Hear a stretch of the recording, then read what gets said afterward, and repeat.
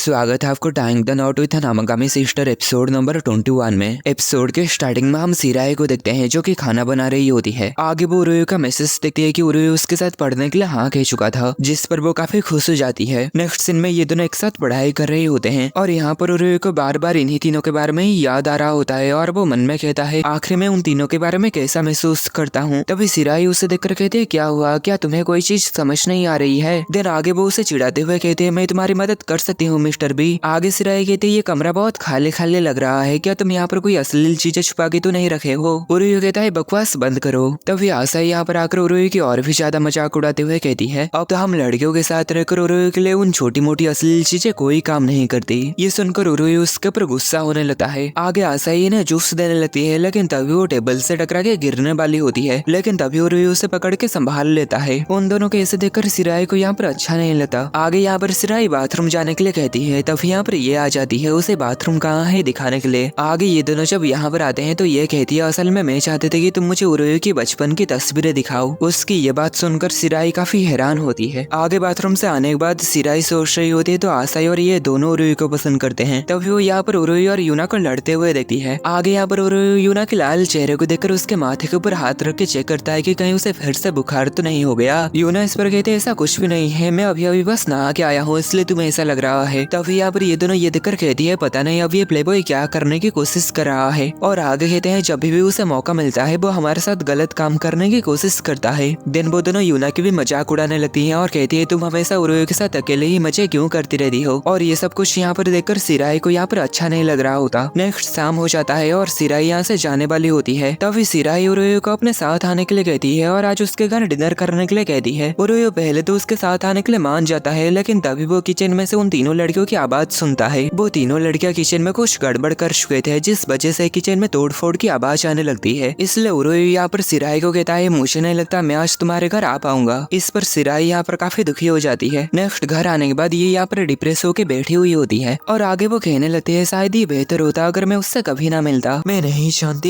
जानती उरुयु को। आखिर मैं जिस उरुयु को जानती थी वो कहाँ चला गया। सब कुछ खत्म हो गया, मैं और उसके साथ नहीं हो पाऊंगी, पर मैं उसे देखना चाहती हूँ। मैं उस उरुयु को देखना चाहती हूँ जिसे मैं जानती हूँ। तभी उसके पास उसके दोस्त की मैसेज आती है। वो देखती है यहाँ तक कि उसकी दोस्त भी अपनी प्यार को पाने में कामयाब हो चुकी थी। नेक्स्ट टाइम यहाँ पर इन लोगों का सीन देखते हैं। आसाई यहाँ पर इन्हें कुराकामी नाम के कोई श्राइन के बारे में कह रही होती है। ऐसा कहा जाता है कि अगर हम वहाँ पर कोई भी विश मांगेंगे तो वो पूरा हो जाएगा। तभी यूना कहती है हाँ मैं भी इस बारे में सुनी हूँ। मैंने सुनी थी कि वहाँ पर कोई अपनी विश मांगी थी और कुछ दिन के बाद ही उसे अपनी बॉयफ्रेंड मिल गया। इस पर यह कहती है ये तो काफी मजेदार लगता है, चलो हम भी वहाँ पर जाके देखते हैं। नेक्स्ट ये सभी यहाँ पर कुराकामी श्राइन को देखने के लिए आ चुके थे और उरुयु यहाँ पर चल चल के थक चुका होता है क्योंकि ये श्राइन भी पहाड़ों के ऊपर ही होता है। और आसाई यहाँ पर उरुयु को कहती है ये जानकर हैरानी हुई कि तुम भी यहाँ पर आना चाहते थे। उरुयु यहाँ पर आने के लिए इसलिए क्यूरियस था क्योंकि वो पहले भी अमागामी श्राइन की गॉडेस को देखा हुआ था। आगे उरुयु इन तीनों से पूछता है आखिर तुम तीनों कुराकामी श्राइन की गॉडेस से क्या विश करने जा रहे हो। यूना इस पर सोचती है अमागामी श्राइन के बाहर मित्सुको की दांगों की एक दुकान होगी और वो वहाँ से बहुत सारे दांगो खाया करेगी और उसके पास बहुत सारे क्यार्ट्स भी होंगे और वो श्राइन की हेड प्रिस्टेस बन चुकी होगी और उसके साथ उरुयु भी होगा। ये सब सोच के वो काफी खुश हो रही होती है। नेक्स्ट आसाई यहाँ पर सोच रही होती है कि वो मैराथन में हिस्सा लेगी और इसे जीतेगी और आगे उरुयु इसके लिए उसे कॉन्ग्रेचुलेट कहेगा और उरुयु उससे कहेगा कि वो उससे प्यार करता है। ये सब सोच के आसाई यहाँ पर काफी अजीब तरीके से हंस रही होती है। नेक्स्ट ये यहाँ पर सोच रही होती है कि वो उरुयु के साथ एक नाइट डेट में गई होगी और वहाँ पर डांस परफॉर्मेंस होते हुए देखकर उरुयु भी उनके साथ डांस करेगा, जिस पर ये काफी खुश होगी। देन उरुयु उसे गुलदस्ता देते हुए उससे शादी के लिए पूछेगा। देन यहाँ पर ये सब कुछ सोच के काफी अजीब तरीके से हंस रही होती है। देन ये सभी यहाँ पर कुराकामी श्राइन में पहुंच जाते हैं, पर ये सभी यहाँ की हालत देखकर काफी हैरान होते हैं। ऐसा लगता है जैसे कि इस जगह को सालों से ही छोड़ दिया गया है। आगे यहाँ पर ये सभी कौवे की आवाज को सुनकर डर जाते हैं। आगे यहाँ पर उरुयु श्राइन के अंदर किसी को देता है और जब वो बाकियों को इसके बारे में कहता है तो यूना इस पर काफी ज्यादा डर जाती है। तभी आसाई कहते हैं चिंता मत करो, शायद वो कुराकामी होंगी। आगे ये सभी अपने विश मांगने के बारे में बात करते हैं। आसाई उरुयु को कहते हैं तुम्हारी विश क्योटो यूनिवर्सिटी में जाना है ना।